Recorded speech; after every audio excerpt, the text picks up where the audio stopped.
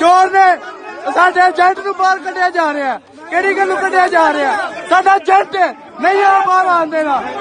ਦੀਪੂ ਸੀ ਇਹਨਾਂ ਦੀ ਨਹੀਂ ਆਉਣ ਦੇਗਾ। ਨਹੀਂ ਸਾਡਾ ਏਜੰਟ ਕਿਉਂ ਬਾਹਰ ਜਾਏ?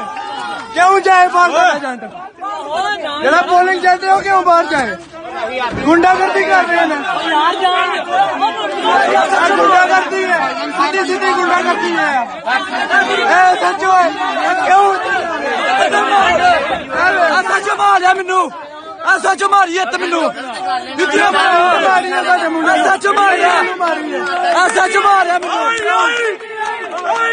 PTI PTI PTI PTI PTI PTI PTI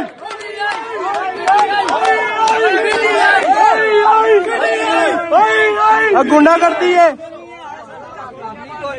ਓਏ ਫਖਰ ਕਿਹਨੂੰ ਫੋਨ ਕਰੋ, ਫਖਰ ਕਿਹਨੂੰ